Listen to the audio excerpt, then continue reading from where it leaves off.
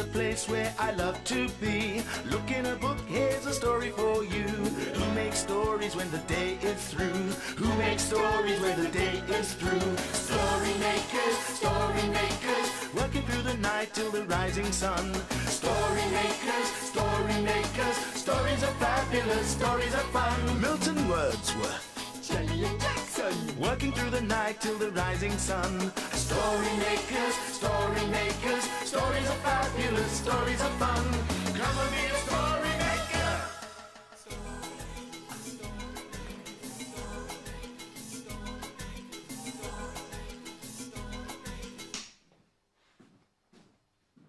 Story makers.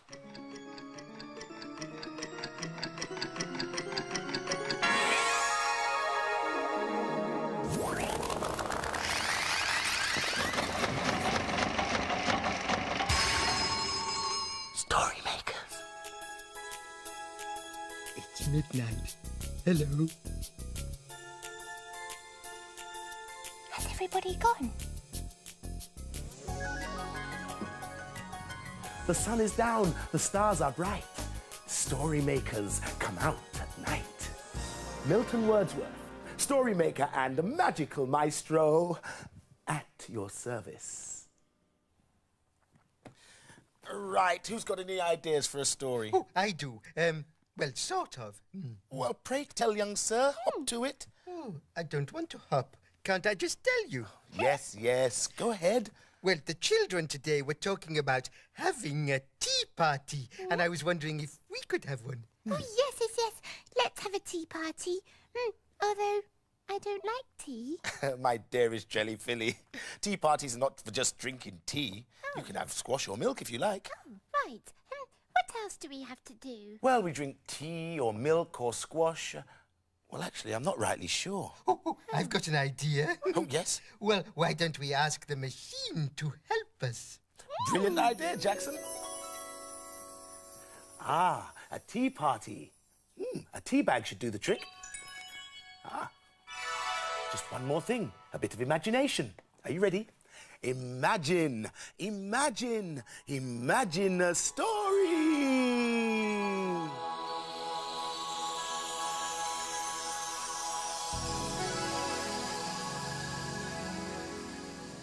We've got a playbook, and it's called Tiana's Tea Party.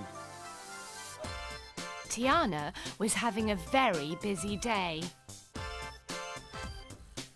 Her friend Teddy was coming round for tea later, and there was lots to do. First of all, she had to make the house.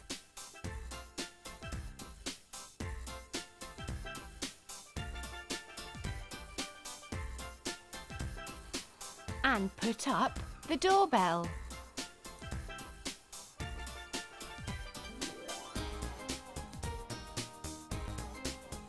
Once the house was ready, Tiana found a table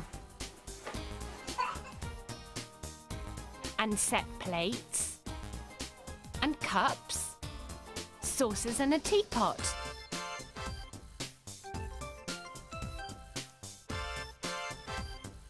And then she set to work making some sandwiches.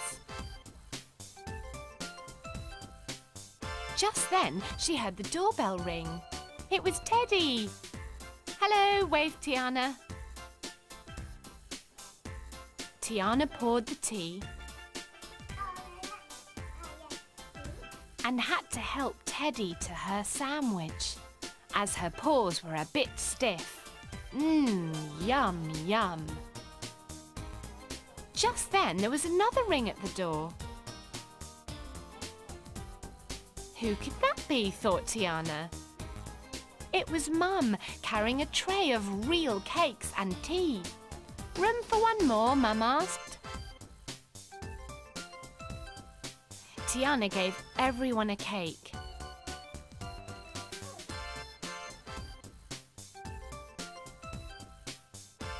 And drank her warm mug of tea. And they had the best tea party ever. Ooh, Oh, well, Tiana's had her tea party. It's our turn now. Oh, Jackson, dear fellow, I'm afraid a tea party would be totally out of the question. Why? Because it's way past tea time. We'll have to have a midnight feast instead. Oh, yeah. So first we have to decide who to invite. I tell you what, why don't you write out some name cards and place them around the table for our guests, while I go and sort out the food. There you are, Boswell. That's where you sit.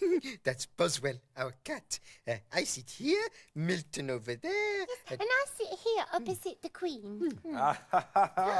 Here we are.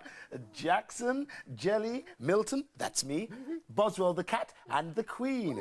I see we're all here for our midnight feast, except for the Queen. Oh, dear. She hasn't turned up. No. Oh, never mind. I think I have everything we need. A saucer of milk for Boswell the cat, a drink for each of us, some biscuits, and a bone for the dog. But Milton, we don't have a dog. Oh, yes. I tell you what. What? I'll use this bone for a story. Carry on. Carry on. Carry on. Carry on.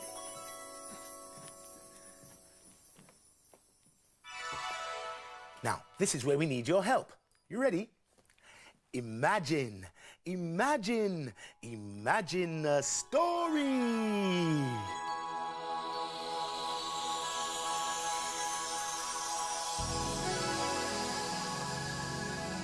It's Kevin the Spaceman. Thanks for your help. And the story's called Aliens. Kevin and Spanner in space to explore, seeking out planets never heard of before. Kevin and Spanner had landed their rocket on a strange-looking planet. It was green and sort of crusty and covered in odd-looking holes. "Whoopee! Rabbits live down holes," barked Spanner, and rushed off to investigate. "Careful, Spanner! You never know what might be down a hole," called Kevin. Spanner didn't care. He was dying to chase a rabbit. He frolicked around and around the holes. Suddenly, he heard a strange sound and stopped. He thought it was coming out of one of the holes. It was dark and hard to see. There didn't seem to be anything there. And then suddenly, a little green alien popped up from the hole. "Wee-hoo!" shouted the alien. Spanner howled and made a run for it back to Kevin. "What is it, boy?" asked Kevin kindly, but Spanner just trembled. Aliens started popping up and down all over the place. Plong, plang, plung, plod, flip, wee-hoo! One of the aliens popped up in front of them. He was very strange looking. "Hello," it said. "Where are your friends?" asked Kevin. "We'd like to meet you all." "Oh, there's only me," said the alien. Kevin was confused. "Now, look here," said Kevin. "I've just seen at least 7 of you." "All me," said the alien. "I just move very fast. My name is Pling Plong Plang Plung Plod Plip Woohoo! Welcome to Planet Green." "This is Spanner," said Kevin. "He's a dog." "Hi, Spanner," said the alien. "Ruff," answered Spanner, deciding to keep things formal for the moment. "Please follow me," said the alien, and with that he jumped back down the hole. Kevin and Spanner looked at each other, shrugged, and then they jumped too. Instantly they found themselves inside the softest, warmest, greenest room they'd ever seen. "Welcome to my home," said the alien. "Do you like it?" "It's very nice," said Kevin. "Green's very fashionable this year." "Being an alien, I can grant one wish," said their new friend. "If you think of your most favourite thing, then it will appear." "Wow," thought Kevin. Suddenly, a pile of bones appeared in front of Spanner out of nowhere. Spanner had wasted no time in thinking of his favourite thing. Spanner licked his lips happily. He knew what he was going to have for dinner tonight.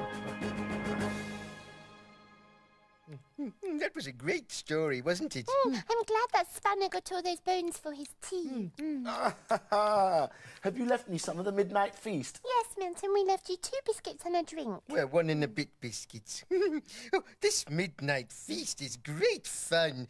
What a pity the Queen could not be here. I've got an idea. We can use her place name to put in the story machine and make another story.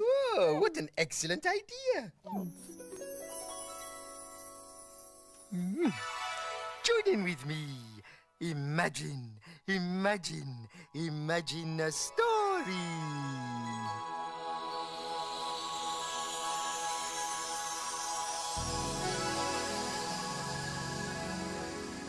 It's a blue cow story.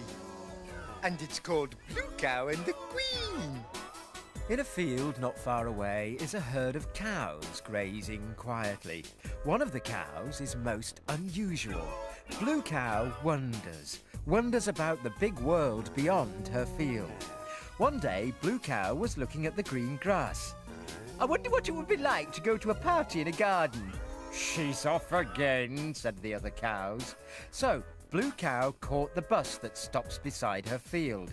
I'd like a ticket to a garden party, please. There you go, madam. Hold very tight. And they set off for the gardens at Buckingham Palace.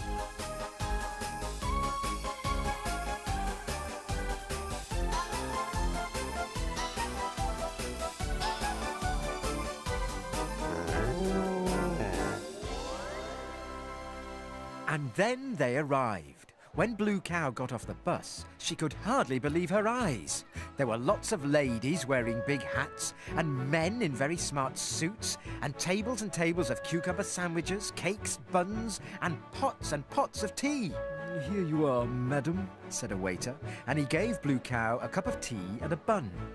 Plop! A huge drop of water plopped into Blue Cow's teacup. Plip! Plop! Plip! Plop! Plip! Quick, everyone, indoors, said the waiter. It's raining. Everyone dashed inside a big tent. Excuse me, said a very posh lady standing next to Blue Cow. Blue Cow turned around. It was the Queen. Moo! Exclaimed Blue Cow and started to curtsy, but she lost her balance. She fell backwards onto the table. Whee! Cucumber sandwiches shot up into the air. Cakes whizzed up and landed on ladies' hats. Buns somersaulted into the air and landed on men's noses. Blue Cow landed in a heap on the floor. Everyone went quiet, and the Queen walked over to Blue Cow. I'm sorry, Your Majesty. don't worry. It's the funniest thing one has seen for years. One is most amused. Come and sit next to me, said the Queen. Moo! And Blue Cow sat next to the Queen and they had tea together. Do come again, said the Queen. But don't worry about curtsying next time. That was a good tea party, wasn't it? Nearly as good as ours. What was that? It's a midnight telegram from the Queen. Wow. What does it say? Oh. Thank you for one's invitation to your midnight feast. One has already had tea with a charming Blue Cow, and one must get one's beauty sleep. Yours, thankfully, the Queen. Wow. The dawn is upon us. The morning is nigh. We've made our stories, and we bid you goodbye. Story makers, working through the night till the rising sun. Story makers, stories are fabulous, stories are fun. Bye, story makers. See you again soon.